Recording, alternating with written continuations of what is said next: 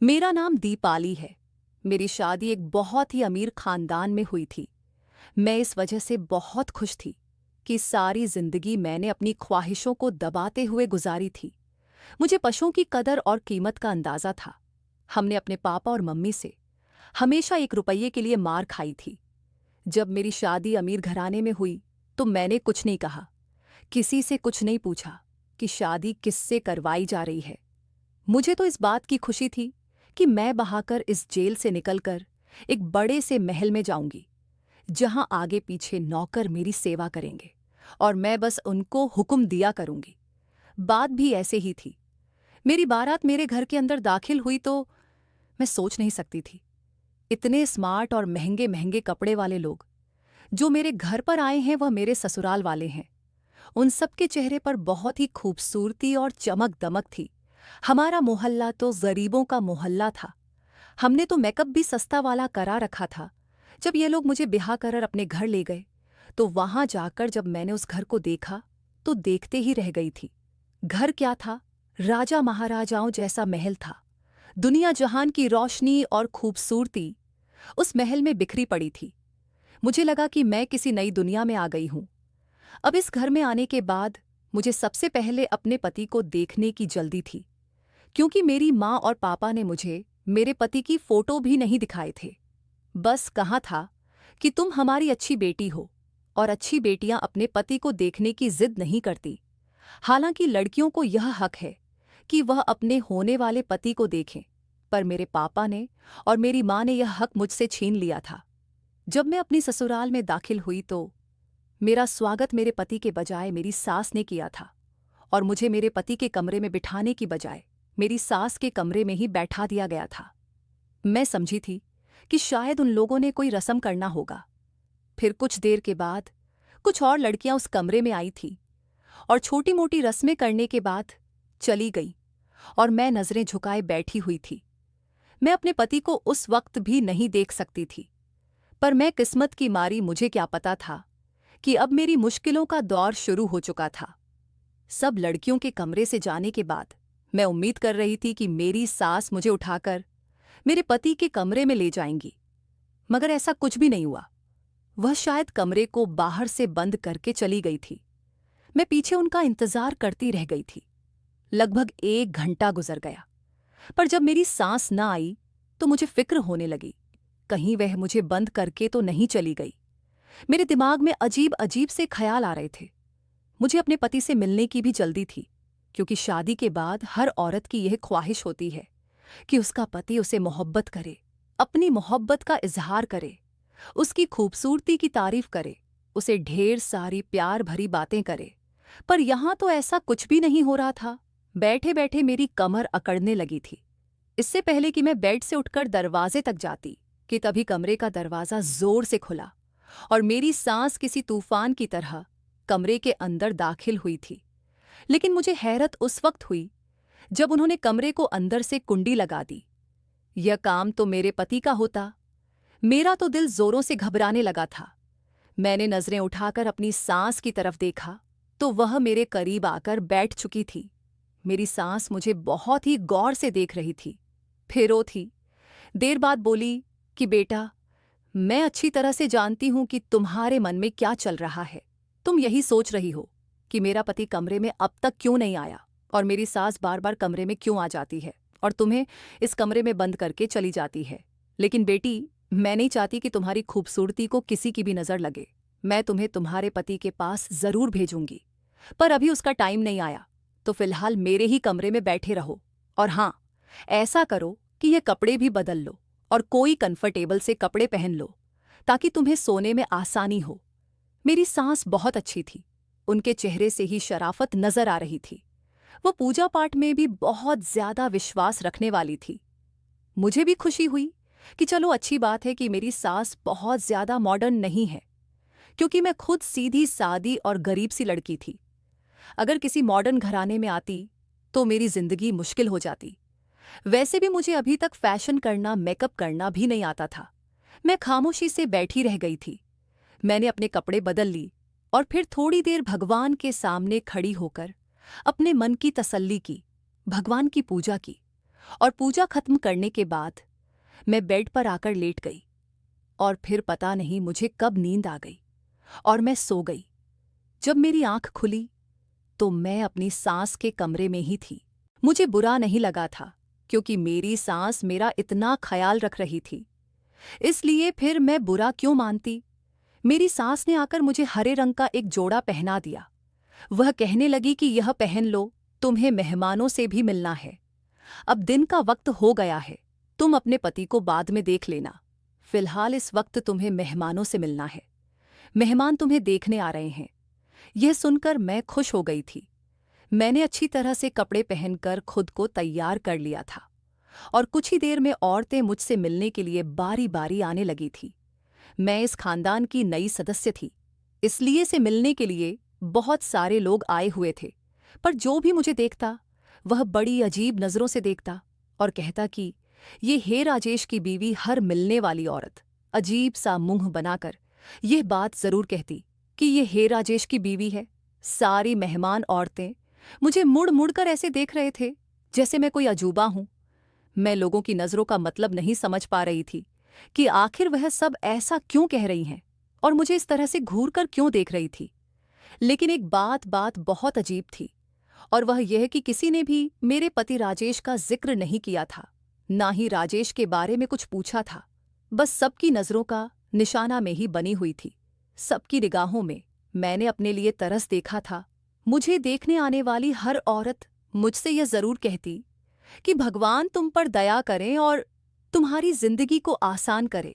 ये सुनकर मुझे बहुत अजीब लग रहा था क्योंकि मेरे ससुराल वाले बहुत ही अच्छे लोग थे। उन्होंने मेरे साथ अब तक कुछ भी गलत नहीं किया था, बल्कि मुझे अब तक बहुत इज्जत दिया था। मुझे यह महसूस ही नहीं होने दिया था कि मैं किसी गरीब घर से आई हूं। लेकिन मुझे क्या पता था कि यह हमदर्दी मेरी बदनसीबी की वजह से सब लोग दिखा रहे थे। थोड़ी देर बाद मेरी सास मुझे कमरे में बिठाकर बाहर चली गई थी। अभी तक मैंने अपने पति को नहीं देखा था। जब मेरी सास मुझे कमरे में छोड़कर जाने लगी तो मैंने अपनी सास से कहा कि माँ जी, क्या आज पूजा नहीं होगा? मेरी बात सुनकर मेरे सास मुस्कुरा पड़ी और मेरा हल्के से कान खींचते हुए बोली कि मुझे पता है कि तुम पूजा के लिए क्यों कह रही हो, क्योंकि तुम्हें राजेश को देखना है, इसलिए ना। लेकिन बहू रानी, राजेश का दीदार करना इतना आसान नहीं है। राजेश का दीदार करने के लिए, उसका चेहरा देखने के लिए तुम्हें बहुत सारे इम्तिहान से गुजरना पड़ेगा। बहुत सारे इम्तिहान तुम्हें पास करने पड़ेंगे, तब कहीं जाकर तुम अपने पति यानी कि राजेश को देख सकोगी। यह सुनकर मैं घबरा गई थी। ठीक ऐसे इम्तिहान में अपने सास से पूछ बैठी तो मेरी सास बोली कि पहले तुम्हें खुद को राजेश के काबिल बनना होगा। अगर मैं राजेश के काबिल नहीं थी तो उन्होंने मुझसे शादी ही क्यों की? मेरी जुबान पर शिकायत आ ही गई थी। अब जाहिर है, इतनी देर से आंख में चोली चल रही थी। मेरा हक तो बनता था कि मैं अपने पति के बारे में अपनी सास से सवाल कर सकूं। मेरी सास मेरी बात सुनकर मेरी सास अपने कानों को हाथ लगाकर कहने लगी कि रे भाई, पति से मिलने के लिए इतनी जल्दी? हमारे जमाने में तो लड़कियां इतना शर्माती थीं कि जब कोई रिश्ता लेने के लिए उनके घर में आता था तो वह सामने ही नहीं आती थी और फिर पति से 1-2 हफ्ता नजरें नहीं मिला पाती थी। पर आजकल की लड़कियां, उन्हें तो पति से बातें करने का बड़ा शौक होता है। मेरी सास की सोच बहुत ही पुराने जमाने की थी। मैंने खामोश रहना ही अच्छा समझा था कि चलो, आखिर यह लोग अपने बेटे को कितने दिन तक मुझसे दूर रखेंगे। वह भी तो मुझसे मिलने के लिए बेचैन नहीं होंगे, क्योंकि जब मर्द शादी करता है तो बीवी से मिलने का दिल उसका भी करता है। मैं अकेली तो नहीं तड़प रही थी। इस आग में मैं यही सोचकर खामोश हो गई थी। लेकिन मेरे पति की तरफ से किसी भी तरह की कोई जल्दबाजी दिखाई नहीं दे रही थी। कहीं से भी कोई आसार नजर नहीं आ रहे थे। मेरे पति को क्यों मुझसे मिलने की जल्दी नहीं है? इसी तरह से पूरा दिन गुजर गया, यहां तक कि दोबारा रात हो गई। अब तो मेरा भेजा गर्म होने लगा था। मैंने अपनी सास से कहा कि आज भी मैं क्या आपके कमरे में ही सोऊंगी? मेरी बात सुनकर फिर मेरी सास ने वही पुराने जमाने की बातें लेकर बैठ गई थी।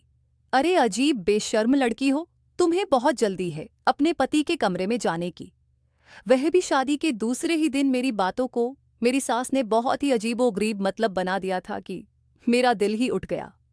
फिर मेरी सास कहने लगी कि अच्छा चलो एक काम करते हैं। मेरी सास ने मुझे अपने पास बुलाते हुए कहा कि बेटा, जब तुम्हारा पति तुमसे मिलने के लिए आए तो तुम दोनों के बीच में एक पर्दा होना चाहिए। कम से कम 7 दिन तक तुम्हें सुबह सवेरे उठकर भगवान आरती की करनी होगी और सोने से पहले भी भगवान जी की पूजा करनी होगी। हमारे जो पंडित जी हैं उन्होंने यही कहा है कि 7 दिन तक तुम्हें यह विधि करनी होगी और इससे पहले तुम अपने पति का चेहरा नहीं देख सकती। मेरा बेटा राजेश भी पूजा पाठ से दूर भागता है, इसीलिए उसको भी 7 दिन तक यह विधि पूरे विधान से करनी होगी, तभी वह भी तुम्हारा चेहरा देख सकेगा। मेरे बेटे को सुधारने का बस यह एक ही तरीका है, क्योंकि वह पूजा पाठ में विश्वास नहीं रखता। तो 7 दिन तक इस विधि को तुम्हें और मेरे बेटे राजेश दोनों को इस विधि को पूरा करना होगा। इस तरह मेरा बेटा सुधर जाएगा और पूजा पाठ में और भगवान में विश्वास करने लगेगा। फिर उसके बाद तुम दोनों एक दूसरे की शक्ल देख लेना। मैं अपनी सास की बात सुनकर चुप हो गई थी, लेकिन मुझे दिल में खुशी हुई थी कि सास का रवैया मेरे साथ अच्छा था। वह बस यह चाहती थी कि हमारे रिश्ते में भगवान जी की कृपा बनी रहे, एक दूसरे से लड़ाई झगड़ा ना हो। इसलिए मुझे पहले पूजा पाठ का पाबंद बनाना चाहती थी। मुझे अपनी सास की सोच पर खुशी हुई थी। मैंने कहा कि ठीक है, मैं आज से ही यह विधि करना शुरू करूंगी। फिर उसी समय से मैं भगवान जी की पूजा पाठ में लग गई। मेरी लगन देखकर मेरी सास बहुत खुश होती थी, कहती कि तुम बहुत अच्छी लड़की हो, भगवान तुम्हारी उम्र लंबी करे और मेरे बेटे राजेश के लिए तुम्हारे दिल में मोहब्बत पैदा करें। अब मैं अपनी सास को क्या बताती कि राजेश के लिए मेरी मोहब्बत उसी समय शुरू हो गई थी जब मैंने राजेश के साथ फेरे लिए थे। अभी एक ही दिन गुजरा था कि मेरी सास कमरे में आई और कहने लगी कि बेटा, मुझे पंडित जी ने कहा है कि तुम्हें दिन में 2 बार नहीं बल्कि 4 बार पूजा पाठ करना पड़ेगा। अरे अभी तो तुमने एक ही बार सुबह को ही पूजा की थी, तो तुम अपने पति से नहीं मिल सकती। यह सुनकर मैं उदास हो गई थी, लेकिन फिर मैंने सोचा कि चलो कोई बात नहीं, मैं अपने पति के लिए दिन में 4 बार भी पूजा कर सकती हूँ। इसी तरह अगला दिन भी गुजर गया। उसके अगले दिन भी मैंने पूरे 3 टाइम पूजा की थी। बस सोने से पहले भगवान की पूजा करना रह गया था। मैं बहुत खुश थी कि चलो कम से कम मैं अपने पति से मिल तो सकूंगी, क्योंकि मेरी सास ने कहा था कि 7 दिन से पहले पति का चेहरा नहीं देखना, लेकिन अगर तुम पूरी लगन से पूजा करती हो तो सिर्फ पति को देखे बिना उससे मिल सकती हो। मैंने सोचा था कि चलो कोई बात नहीं, पति की आवाज़ तो सुन सकती हूँ। अगर पति का चेहरा नहीं देख सकती तो मैं उससे कम से कम बातें तो कर सकती हूँ। मैं अपने कमरे में बैठी थी और इन्हीं हसीन ख्यालों में खोई हुई थी कि तभी मेरी सास आई और कहने लगी कि अरे, सपनों में खोए हुए रहने वाली लड़की, चलो सबसे पहले रात वाली पूजा कर लो, क्योंकि जब तक तुम दिन की पूरी 5 पूजा नहीं कर लेती, मैं तुम्हें अपने बेटे से नहीं मिलने दूंगी। वह अपने हाथ में एक सफ़ेद कलर का दुपट्टा लेकर आई थी। वह कहने लगी कि इस दुपट्टे को अपने सर पर डाल दो, तभी पूजा करना। यह दुपट्टा हमारे पंडित जी ने दिया है, कहाँ है कि रात को ऐसे सर पर डालकर ही पूजा करनी है। मैंने अपनी सास के हाथ से वह दुपट्टा ले लिया और सर पर डालकर भगवान जी की पूजा करने लगी। उस दुपट्टे से हल्की हल्की खुशबू भी आ रही थी, जो मुझे बहुत अजीब सी लग रही थी। मुझे अजीब सा महसूस हो रहा था, किसी अनहोनी का एहसास हो रहा था, लेकिन फिर भी मैंने उस दुपट्टे को अपने सर पर डाल लिया। लेकिन धीरे धीरे मेरा सर भारी होने लगा था, मेरे सारे हाथ पैर ढीले पड़ गए थे और मैं गहरी नींद में सोती चली गई। मुझे महसूस हुआ कि जैसे किसी ने मुझे गोद में उठाकर बेड पर लिटा दिया था। फिर पूरी रात ऐसे ही निकल गई। मुझे समझ ही नहीं आ रहा था कि मैं सोई हूं या जागी हूं। यहां तक कि जब सुबह मेरी आंख खुली तो मेरे सर में हल्का हल्का दर्द हो रहा था। मेरी नींद पूरी नहीं हुई थी, मुझ में कोई भी ताजगी नहीं थी। अजीब सी थकावट थी जिसने मुझे घेर रखा था। मैं बहुत अजीब सा महसूस कर रही थी। तबीयत भी भारी भारी सी थी, सर में दर्द भी था। मेरी सांस उठकर मेरे कमरे में आ गई थी और कहने लगी कि यह लो बेटा, दूध पी लो। मेरी सास ने मेरी तरफ दूध का गिलास पढ़ते हुए कहा कि तुम थक गई होगी, सारी रात पूजा पाठ जो की है। सास की बात सुनकर मैंने कहा कि नहीं माँ जी, आज तो पूजा पूरी भी नहीं हो पाई थी। किसी वक्त मुझे नींद आ गई थी। मेरी बात सुनकर मेरी सास बोली कि ओ हो बेटी, ये क्या कर दिया, अब तो मैं तुम्हें आज भी राजेश से नहीं मिलवा पाऊंगी। यह कहकर मेरी सास ने मेरे सर पर बम गिरा दिया था। मैंने कहा कि क्या मैं अपने पति से मिलने के लिए सारी जिंदगी ऐसे ही तरसती रहूंगी। मेरी बात सुनकर मेरी सास जोर से हंस पड़ी थी। वह कहने लगी कि मैंने कब कहा कि तुम राजेश से नहीं मिल सकती। बस आज की पूजा पाठ पूरे विधि विधान से कर लेना, फिर तुम रात को राजेश से मिल सकती हो। मैंने अपनी सास से कहा कि क्या राजेश का दिल नहीं करता मुझसे मिलने के लिए। तो मेरी सास हंस पड़ी। अरे वह तो दिन रात मेरा दिमाग खाता है कि मुझे दीपाली से मिलवा हो, लेकिन नहीं बेटी, जब तक तुम दोनों पूरा पूजा पाठ पूरी विधि विधान से नहीं कर लेते, मैं तुम्हें एक दूसरे से नहीं मिलवा सकती हूं। सास की बात सुनकर मैं खामोश हो गई। आज तो मेरा पूजा करने का भी दिल नहीं कर रहा था, क्योंकि 3 दिन हो गए थे और मैंने अपने पति को देखा ही नहीं था। पर फिर एक अजीब ही सिलसिला शुरू हो गया था। मैं दिन में 4 बार पूजा करती, लेकिन रात की पूजा के बाद मेरी सास मेरे कमरे में आती और कहते कि बेटी, आज मैं तुम्हारे लिए फला चीज खाने को लाई हूं, यह तुम खा लो। मैं वह चीज खा लेती और उसे खाते ही मुझे नींद आ जाती। मेरे सास कभी खजूर लेकर आ जाती, तो कभी दूध की प्याली, तो कभी खीर, तो कभी शरबत। सास की लाई हुई चीजों को खाते ही मुझे नींद के आगोश में चली जाती थी। फिर पूरी रात सोई रहती थी। बस ऐसा लगता है कि मेरे पास कोई है, मैं किसी को अपने करीब में महसूस करती थी। लेकिन एक रात मैंने सोच लिया था कि मैं सच्चाई जानकर ही रहूंगी कि रात को मेरे पास कौन होता है और मेरी सास मुझे सुलाने वाली चीजें क्यों खिला देती हैं। आज रात को फिर मेरी सास मेरे पास आई और कहने लगी कि बेटा, मैं तुम्हारे लिए यह जूस लेकर आई हूं, इसे पी लो, तुम्हें ताकत मिलेगी। देखो दिन बदन तुम कैसे कमजोर होती जा रही हो। मैंने उसकी तरफ देखा और बोली कि नहीं माँ जी, आज जूस पीने का बिल्कुल भी मन नहीं कर रहा है, आप इसे वापस ले जाएं। मैं रात वाली पूजा करने जाती हूँ। मैं पिछले 1 हफ्ते से कोशिश कर रही थी कि रात वाली पूजा को पूरा कर लूं, लेकिन मैं रात वाली पूजा कर ही नहीं पाती थी। इससे पहले ही मुझे नींद आ जाती थी। इसलिए आज मैंने सोच लिया था कि कुछ भी नहीं खाऊंगी, पीऊंगी और पूजा पूरी करूंगी। मेरी सास मुझसे बोली कि कोई बात नहीं, पूजा भी कर लेना, लेकिन पहले यह जूस पी लो। लेकिन मैंने अपनी सास को कह दिया कि मुझे जूस नहीं पीना। मेरी जिद को देखते हुए मेरी सास मुझे छोड़कर चली गई थी।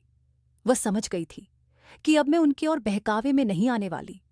थोड़ी देर के बाद मेरी सास मेरे कमरे में दाखिल हुई थी। वह बहुत ही तेज परफ्यूम लगा रखा था। खुशबू मुझे कुछ जानी पहचानी सी लगी थी, लेकिन मैं अपनी नाक को बंद की बैठी रही। थोड़ी देर बाद मेरी सास फिर कमरे में आई। मैं पूजा करने की तैयारी कर रही थी।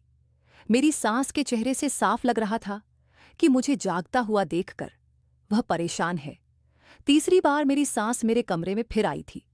मुझे अब बहुत अजीब लग रहा था कि मेरी सास मेरे कमरे में बार बार क्यों आ रही। इस बार उनके हाथ में एक सफेद रंग की चादर थी। उसे देते हुए वह कहने लगी कि बहू, मैंने तुमसे कितनी बार कहा है कि पूजा करने से पहले यह सफेद चादर ओढ़ लिया करो। ये लो, मैं तुम्हारे लिए नई चादर लेकर आई हूं, इसे ओढ़ लो। मैंने सोचा कि आखिर यह चादर ओढ़ने में क्या हर्ज है। मैंने अपनी सास के हाथ से वह चादर लेकर अपने सर पर डाल ली और फिर मेरे साथ वही हुआ जो मैं बिल्कुल नहीं चाहती थी। रात होते ही मेरे ऊपर बेहोशी सवार होने लगी थी, नींद आने लगी थी और फिर मैं सो गई। इस कदर गहरी नींद कि जब मेरी आंख खुली तो सुबह के लगभग 10 बज रहे थे। मुझे लेट उठना बिल्कुल भी पसंद नहीं था, लेकिन फिर भी आज मैं लेट उठी थी। लेकिन इतना लेट उठने के बावजूद भी मेरा मूड बिल्कुल भी खराब नहीं था, बल्कि बहुत अच्छा था, क्योंकि मुझे पता था कि अब आगे मुझे क्या करना है, मेरा अगला कदम क्या होगा। अपनी सांस की चालाकी क्यों, मैंने कैसे बचकर निकलना है। मैंने सोच लिया था कि मैं अब ये पर्दाफाश करके ही रहूंगी, तो मैंने ऐसा ही किया। रात का आवाज गया था। रात होते ही मेरी सांस की आवाज मेरे कमरे में बढ़ने लगी थी। मैंने बिस्तर पर तकिया रखा और वहीं लेट गई। मैंने सोने का नाटक करना था। मेरी सांस रोज मुझे रोज किसी ना किसी बहाने सुला देती थी। आज मैं खुद ही सो गई। अपनी सास को दिखा दिया कि मैं सो चुकी हूं, कि वह मुझे सुलाने के लिए मेरे कमरे में ना आए। अभी लगभग 10 मिनट गुजरा था कि तभी कमरे के अंदर हलचल महसूस हुई। मेरे कमरे का दरवाज़ा खुला, फिर कुंडी लगाने की आवाज़ आई। किसी के भारी कदमों की आवाज़ मेरे कानों में पड़ रही थी, पर मैं आंखें खोलकर देख नहीं सकती थी। फिर मैंने देखा कि वह कोई धीरे धीरे चलते हुए मेरे करीब आया है। यह कोई मर्दाना कदम थे जो मुझे महसूस हो रहे थे। तभी मेरे कान एकदम से खड़े हो गए थे, क्योंकि किसी ने मुझे छुआ था, इसलिए मुझसे बर्दाश्त नहीं हुआ। मैंने अपनी आंखें खोलकर सामने देखा, जो कि ना काबिले बर्दाश्त था।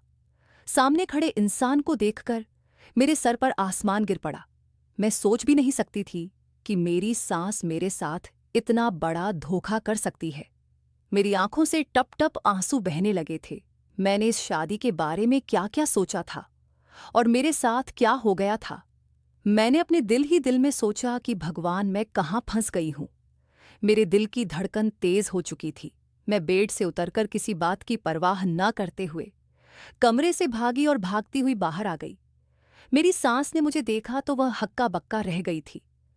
अचानक वह मुझे अपने सामने देखकर मेरी सांस की रंगत ही फीकी पड़ गई थी। उनके चेहरे का रंग पीला पड़ चुका था। मैं मचलती हुई अपनी सांस से बोली कि आपने मेरे साथ इतना बड़ा धोखा किया है। आपको शर्म नहीं आई मेरे साथ यह सब कुछ करते हुए? अगर मेरी जगह आपकी बेटी होती तब आप क्या करती? मेरी आंखों से लगातार आंसू बहे जा रहे थे। आपने अपनी औलाद पैदा करने के लिए यह सब कुछ किया। मैं सोच भी नहीं सकती थी कि आप लोग इतना नीचे गिर जाएंगे, इतने घटिया निकलेंगे। मेरी बात सुनकर मेरी सांस मेरे पास आई और मेरे हाथ को थाम हुए कहने लगी कि बेटी, भगवान के लिए ऐसी बातें ना करो। मैंने तुम्हारा चेकअप करवाया है। तुम थकी थकी सी रहती थी, तुम्हें चक्कर आते थे। तुम्हें याद है ना, उस दिन हमारे घर एक दाई आई थी, उसी ने तुम्हारा चेकअप किया था। उसने बताया कि तुम उम्मीद से हो। मेरी सास ने अपने मुंह से यह खबर सुनाकर मेरे सिर पर एक और बम फोड़ दिया था। ये क्या कह रही है? आपने तो कहा था कि मेरे बेटे से मिलने के लिए तुम्हें ना जाने क्या क्या इम्तिहान पास करने पड़ेंगे। फिर मैं पेट से कैसे हो गई? आप ये कैसे कह सकती हैं कि मैं आपके बेटे के बच्चे की मां बनने वाली हूं? आपको सास भी है कि आप ये क्या कह रही हैं? मेरी सास मेरी बात सुनकर अपना सर झुकाकर बोली कि बेटी, मैं क्या करती? मैं मजबूर थी। औलाद की खुशी किसे नहीं चाहिए होती है। अगर मैंने उसके लिए थोड़ी सी हेरा फेरी कर ली है तो मुझे माफ कर दो। मैं और कुछ नहीं कर सकती थी। एक माँ होने के नाते मुझे अपनी भलाई भी सोचनी थी और अपने बेटे की खुशी भी सोचनी थी। मैंने अपनी सास की एक नहीं सुनी। मेरी सास मुझसे विनती कर रही थी कि अब तो तुम्हारी कोख में हमारा पोता है, हमारी औलाद है, तो तुम्हें इस तरह घर से नहीं जाना चाहिए। लेकिन मैं अपनी सास की कोई भी बात सुनना नहीं चाहती थी। इतने बड़े धोखे के बाद मैं इस घर में रहती, यह मुझे बिल्कुल भी गवारा नहीं था। मैंने अपने आप को कमरे में बंद कर लिया और अपना सामान पैक करने लगी और फिर सीधा अपने माँ बाप के घर आ गई। माँ बाप को भी मैंने सारी कहानी सुनाई। मेरी माँ मेरी बात सुनकर हक्का बक्का रह गई थी। वह बोली कि बेटी, हमें माफ कर दो। हमें यह सब पता था, लेकिन हमने तुम्हें यह बात जानबूझकर नहीं बताई थी। मैं सोच भी नहीं सकती थी कि मेरी माँ मेरे साथ ऐसा कर सकती हैं। मैंने कहा कि आप लोग तो मेरे अपने थे, फिर आप लोगों ने मेरे साथ इतना बड़ा धोखा क्यों किया? मैं रोने लगी तो मेरी माँ ने मेरा हाथ थाम लिया और कहने लगी कि बेटा, हमें माफ कर दो। हम मजबूर थे।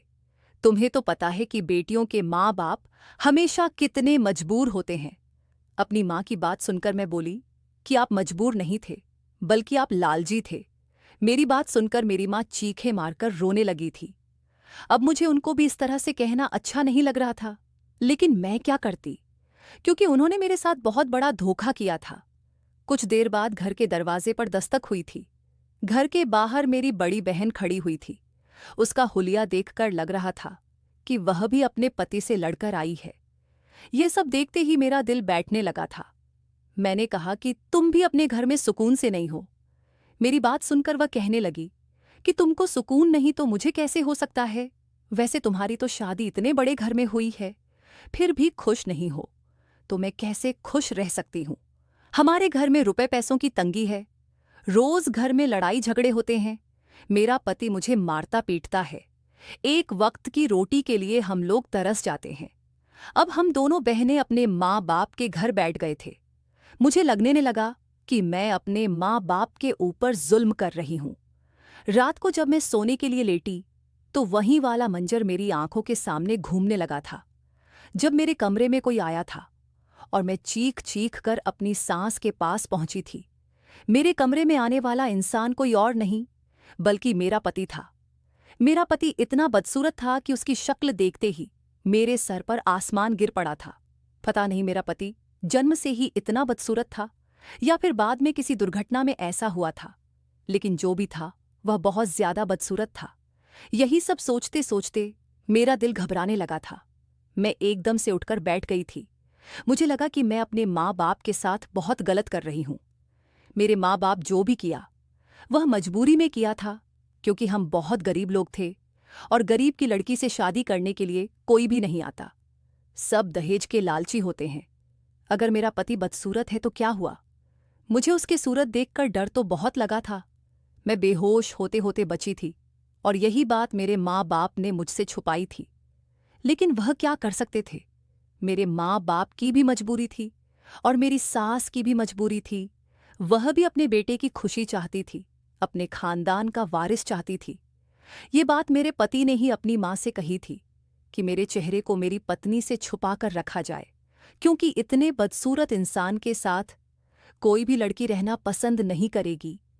फिर मैंने अपने माँ बाप की गरीबी और मजबूरी को देखते हुए एक फैसला लिया और मैं एक बदसूरत पति के साथ रहने के लिए तैयार हो गई। मैंने अपना सामान बांधा और वापस अपने ससुराल आ गई थी, जहां पर मेरा पति और मेरी सास मेरा इंतजार कर रहे थे। मेरे पति का सर मेरे सामने झुका हुआ था और वह मुझसे माफी मांग रहे थे। मुझे माफ कर दो, मैंने तुम्हारे साथ बहुत बुरा किया है, तुम्हें धोखा दिया है। मैंने तुम्हारी उम्मीदों और ख्वाबों को तोड़ा है, लेकिन यकीन करो मैं दिल का बहुत अच्छा हूं। तुम जैसा कहोगी मैं वैसा ही करूंगा। मेरी सास भी मुझसे माफी मांग रही थी। वह कहने लगी कि बेटा हमें माफ कर दो, यह हमारी मजबूरी थी। कौन माँ ऐसा नहीं चाहेगी कि उसके बेटे का घर बस जाए और उसके खानदान को वारिस मिले? मैंने अपनी सास और अपने पति को माफ कर दिया था। यह तो मुझे पता था कि राजेश एक बहुत अच्छे पति साबित होंगे और मेरा बहुत ज्यादा ख्याल रखेंगे। अब जो भी था जैसा भी था, राजेश ही मेरे पति थे। इसलिए मैंने अपने पति को माफ कर दिया और अपने पति के घर पर ही रहने का फैसला कर लिया। दोस्तों, क्या मैंने अपने पति को अपनाकर सही किया या गलत? अपनी राय कमेंट बॉक्स में जरूर बताएं। दोस्तों, अगर आपको यह वीडियो पसंद आया हो तो वीडियो को लाइक और चैनल को सब्सक्राइब करें। धन्यवाद।